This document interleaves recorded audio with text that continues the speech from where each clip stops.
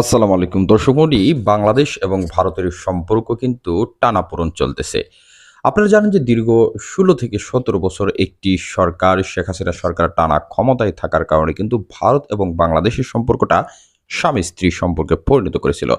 তবে একটা দেশের সাথে যে আরেকটা দেশের সম্পর্ক স্বামী-স্ত্রীর মতো হতে পারে না, সেটা কিন্তু ইউনূস সরকার বুঝিয়ে দিচ্ছে। যার ফলশ্রুতিতে বর্তমানে বাংলাদেশের যে সরকার, অন্তর্বর্তীকালীন সরকার, সেই সরকারের সাথে ভারতের সম্পর্ক খুব একটা ভালো যাচ্ছে না। যে কারণেই ভারতের যে পররাষ্ট্রমন্ত্রী জয়শঙ্কর, তার মুখ কিন্তু শুকিয়ে যাচ্ছে। দর্শক মণ্ডলী, এই বিষয়ে বিস্তারিত আলোচনা আজকের ভিডিওতে করব। আপনারা জানেন যে দীর্ঘ সময় থেকেই কিন্তু বাংলাদেশের সাথে ভারতের এমন একটা সম্পর্ক ছিল, যেটা বাংলাদেশের সাবেক পররাষ্ট্রমন্ত্রী সংবাদ মাধ্যমের সামনেই বলেছিলেন যে ভারতের সাথে বাংলাদেশের স্বামী-স্ত্রীর সম্পর্ক। অর্থাৎ স্বামী-স্ত্রীর যে সম্পর্ক, সেটা দুটো রাষ্ট্রের মধ্যে মিলিয়ে ফেলেছিলেন এবং হয়েছিলও তাই। অর্থাৎ এক কথায় বলতে গেলে বাংলাদেশের সাথে তাদের এমন একটি সম্পর্ক ছিল, সাবেক প্রধানমন্ত্রী যে শেখ হাসিনা, যিনি পিছনের দরজা দিয়ে চলে গিয়েছেন, সেই প্রধানমন্ত্রী ভারত সফর শেষে বাংলাদেশে যখন সংবাদ মাধ্যমে কথা বলতেছিলেন, তখন তিনি বলেছিলেন একটা সময়, আপনারা হয়তোবা অনেকেরই মনে আছে, তিনি বলেছিলেন যে ভারতকে তিনি যা দিয়েছেন, ভারত কোনোদিনই তা ভুলবে না। দর্শক মণ্ডলী, এখন কিন্তু সময় এবং ইতিহাস সবকিছুই পাল্টে গেছে।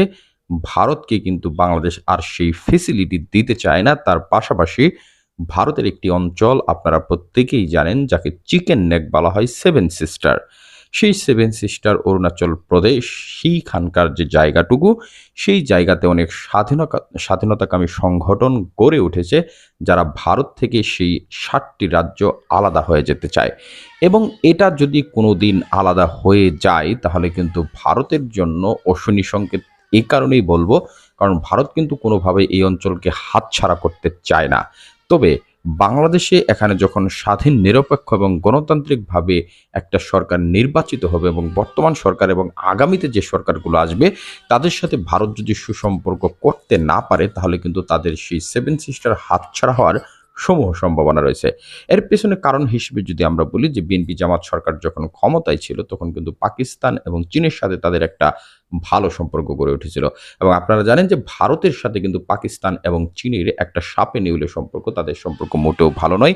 এই জায়গাটাতে বাংলাদেশ একটা ছোট রাষ্ট্র হওয়া সত্ত্বেও, সেই যে চিকেন নেক অর্থাৎ সেভেন সিস্টারের যোগাযোগের ক্ষেত্রে বাংলাদেশের ভৌগোলিক অবস্থান, বাংলাদেশের ভিতর দিয়ে যাওয়াটা ভারতের জন্য অত্যন্ত জরুরি। অপরদিকে চীন কিন্তু সেই জায়গাটার দিকে তাদের একটা থাবা দেওয়ার চেষ্টা রয়েছে, এবং বাংলাদেশ যদি ভারতকে কোনোভাবে সহায়তা না করে, তাহলে কিন্তু চীন সহজেই সেই জায়গাটা কব্জা করতে পারে। অর্থাৎ সেখানে তাদের দুটা প্রবলেম। একটা হলো যে চীন সেই জায়গাটি দখল নিতে পারে, অপর আরেকটি সমস্যা হলো যে ওই ৭টি রাজ্যের যে কিছু স্বাধীনতাকামী সংগঠন গড়ে উঠেছে, তারা নিজেদেরকে স্বাধীন ঘোষণা করতে চায়। তারা ভারতের আন্ডারে থাকতে চায় না। অর্থাৎ ভারতের যে ২৮টি রাজ্য রয়েছে, সেখান থেকে বের হয়ে সেখানে ৭টি নতুন রাষ্ট্র তারা প্রতিষ্ঠা করতে চায়। এই জন্যই কিন্তু ভারতের জয়শঙ্করের মুখে হাসি শুকিয়ে গেছে বাংলাদেশের সরকার পরিবর্তন হওয়ার কারণে। কারণ বাংলাদেশের যে সরকার ছিল, তারা যে কথা বলেছে, যেভাবে নাচিয়েছে, সেভাবেই কিন্তু সে নেচেছে। এখন সেই দিন ফুরিয়ে গেছে, এখন আর তাদের কথা মতো নাচবে না, এটাই স্বাভাবিক।